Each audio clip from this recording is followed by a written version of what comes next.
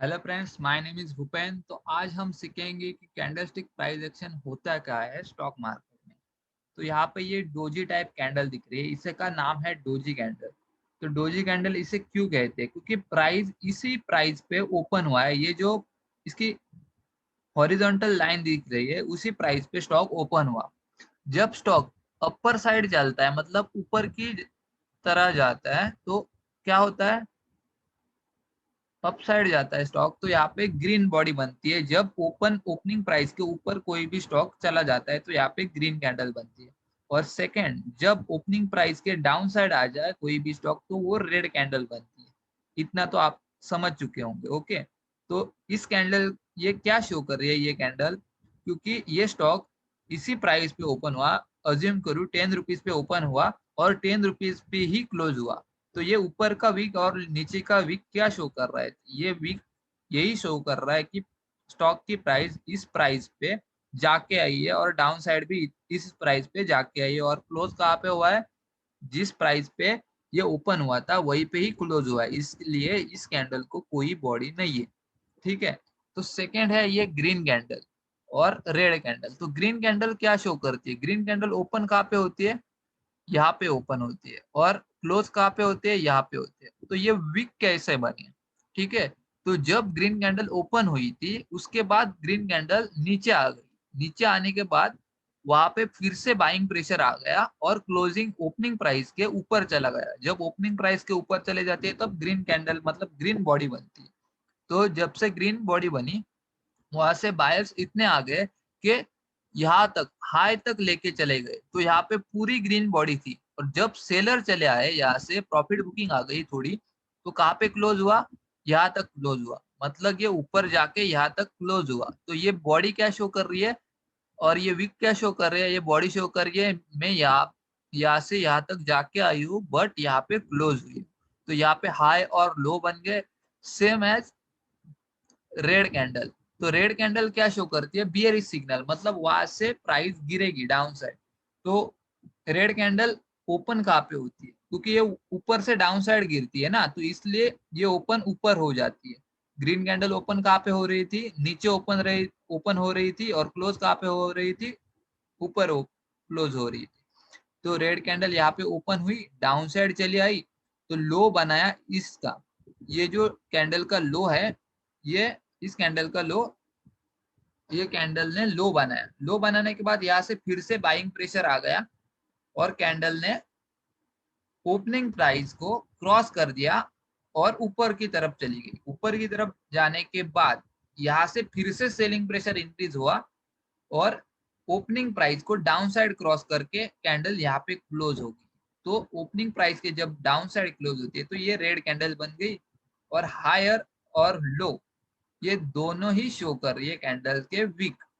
तो आपको अच्छी तरह से समझ में आ गया होगा ये wicks body, opening, closing and high and low क्या होता है। तो हमेशा हम स्टॉक मार्केट में ट्रेडिंग करते वक्त हमेशा ग्रीन कैंडल के हाई के ऊपर हमें बाय करना होता है और ग्रीन कैंडल का लो के नीचे हमें सेल करना है।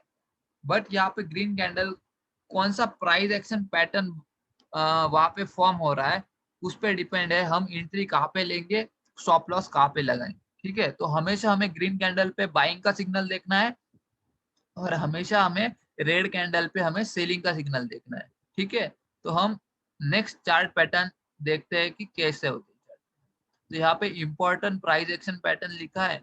तो हम देखेंगे कि यहाँ पे कौन कौन से प्राइस एक्शन पैटर्न है। तो ये फर्स्ट प्राइस एक्शन पैटर्न है bullish engulfing price action pattern. तो ये bullish engulfing price action pattern कब वर्क करता है? यहाँ पे हम ये यूज करके हम प्रॉफिट कैसे निकाल सकते हैं। ठीक है। तो जब bullish engulfing price action pattern demand zone पे मिलता है हमें, मतलब जहाँ पे बायर्स जोन होता है वहां पे मिलता है ये प्राइस एक्शन पैटर्न, तो हम उस लेवल से बाइंग प्रेशर इंक्रीज होता है और स्टॉक की प्राइस बढ़ जाती है। ठीक है। तो परफेक्ट बुलिश एंगल्फिंग पैटर्न हम कैसे कहेंगे? तो जो ये रेड कैंडल होती है बाजू वाली, उसके विक्स और उसकी बॉडी, ये रेड कैंडल के विक है और उसकी बॉडी है, उसे दोनों को मतलब एक साथ एंगल्फ करने चाहिए बुलिश एंगल्फिंग की बॉडी, तभी ये परफेक्ट बुलिश एंगल्फिंग कही जाएगी। ठीक है। तो हम एंट्री कहाँ पे लेंगे, ये जो ऊपर वाला एंट्री पॉइंट है उसके ऊपर 0.10 रुपीज बफर लगा के हम हमारी ऑर्डर प्लेस करेंगे और सेम स्टॉप लॉस लगाएंगे उसके डाउन, मतलब जो लो है, लो के नीचे 0.10 रुपीज बफर लगा के स्टॉप लॉस छोड़ देंगे। ठीक है, और हमारा टारगेट क्या रहेगा, अगर हम 3 रुपीज की, अगर इस कैंडल की साइज 3 रुपीज है तो हमारा टारगेट क्या रहेगा, 3 रुपीज रहेगा या तो 6 रुपीज रहेगा, मतलब 1:1 टारगेट रहेगा या 1:2 टारगेट रहेगा हमेशा। तो बुलिश एंगल्फिंग पैटर्न पे हम एंट्री कैसे लेते हैं आपको समझ आया ही होगा। इसका रूल है ये ओनली डिमांड जोन पे ही मिलना चाहिए।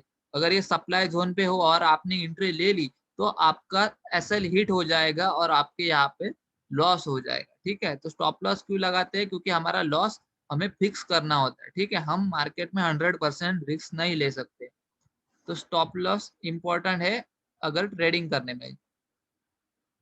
उसके बाद bearish engulfing, bearish engulfing pattern पे हम कब एंट्री ले सकते हैं, जब बियरिश एंगल्फिंग पैटर्न हमें सप्लाई जोन पे मिले, जहाँ पे सेलर्स का जोन होता है, प्रॉफिट बुकिंग का जोन होता है। प्रॉफिट बुकिंग मतलब क्या, जिसने बाय किया है वो सेल करेंगे और जिसने सेल किया है वो बाय कर सकता है।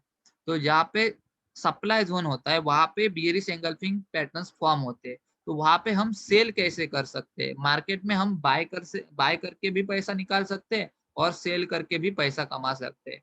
तो रेड कैंडल पे हम शॉर्ट सेलिंग कर सकते हैं, मतलब रेड कैंडल के नीचे हम सेल कर सकते हैं और हमारा स्टॉप लॉस कहाँ पे रहेगा, रेड कैंडल के हाई के ऊपर। तो हम सेल क्यों डाउन साइड करेंगे, रेड कैंडल के नीचे क्यों हम सेल करेंगे, क्योंकि ऊपर से प्राइस नीचे चली आती है। तो ये वीक है, जो लो है रेड कैंडल का, लो के नीचे 0.10 बफर लगा के हम सेलिंग का ऑर्डर लगाएंगे और हमारा टारगेट क्या रहेगा, डाउन साइड 1:1 का हमारा टारगेट रहेगा। और इम्पोर्टेंट रूल यही है बियरिश एंगल्फिंग का, ये सप्लाई जोन पे ही मिलने चाहिए, वरना ये प्राइस एक्शन वर्क नहीं करेगा और आपका स्टॉप लॉस हिट हो जाएगा। चलो हम आगे बढ़ते और नेक्स्ट प्राइस एक्शन पैटर्न देखते हैं। तो यहाँ पे shooting star price action pattern और hanging man candlestick price action pattern हमें मिलेगा। ठीक है, तो यहाँ पे शूटिंग स्टार और hanging man price action pattern कैसे हम पहचान सकते हैं, कैसे आइडेंटिफाई कर सकते हैं। तो ये जो रेड कैंडल की बॉडी है उसके डाउन साइड ये जो वीक है ना, ये इस बॉडी का डबल होना चाहिए। ये जो बॉडी है उसके साइज का डबल वीक है, डाउन साइड है, तो इसे हम हैंगिंग मैन कह सकते हैं। तो hanging man price action pattern पे हम ये दोनों price action pattern short selling के प्राइस एक्शन पैटर्न है। यहाँ पे हम शॉर्ट सेलिंग कर सकते हैं। शॉर्ट सेलिंग मतलब क्या होता है, हम हायर प्राइस पे हम सेल करते हैं और buy to the lower price, sell to the higher price, buy to the lower price, इसे कहते हैं शॉर्ट सेलिंग। ठीक है, तो हम सेल कहाँ पे करेंगे, इस कैंडल के लो के नीचे 0.10 रुपीज बफर लगा के हम सेल करेंगे और हमारा स्टॉप लॉस रहेगा इस कैंडल के हाई के ऊपर 0.10 रुपीज बफर लगा के हमारा स्टॉप लॉस रहेगा और हमारा टारगेट हमेशा 1:1 डाउन साइड रहेगा। ओके, या 1:2 आप भी ले सकते हो आपके रिस्क के हिसाब से। ओके, तो सेकंड है shooting star price action pattern. ये भी बियरिश प्राइस एक्शन पैटर्न है। ये जब सप्लाई जोन पे मिलता है तो हम इसके लो के नीचे 10 रुपीज बफर लगा के 0.10 रुपीज बफर लगा के सेल कर सकते हैं और स्टॉप लॉस भी वैसे। ठीक है, तो इसका हमारा टारगेट रहेगा 1:1 या 1:2। तो हमेशा कोई भी प्राइस एक्शन पैटर्न हमें दिख रहा है, अगर बुलिश प्राइस एक्शन पैटर्न हो तो वो डिमांड जोन पे ही मिलना चाहिए और बियरिश प्राइस एक्शन पैटर्न हो तो वो सप्लाई जोन पे ही मिलना चाहिए, अगर आप लॉस कर बैठोगे स्टॉक मार्केट में। तो परफेक्ट नॉलेज होना इंपॉर्टेंट है स्टॉक मार्केट में। अगर आप गलत एंट्री लोगे तो आपका स्टॉप लॉस चला जाएगा और आप लॉस कर सकते हो। तो सेकंड प्राइस एक्शन पैटर्न है हैम हैमर है और inverted hammer price action pattern है। ये both are bullish price action pattern है, मतलब यहाँ से तेजी का सिग्नल होगा, यहाँ पे बाइंग आ सकती है। इस प्राइस एक्शन पैटर्न बनने के बाद कोई भी स्टॉक ऊपर चला जा सकता है। तो इसी दोनों प्राइस एक्शन पैटर्न, ये बुलिश प्राइस एक्शन पैटर्न है, यहाँ पे बाइंग ही होगी।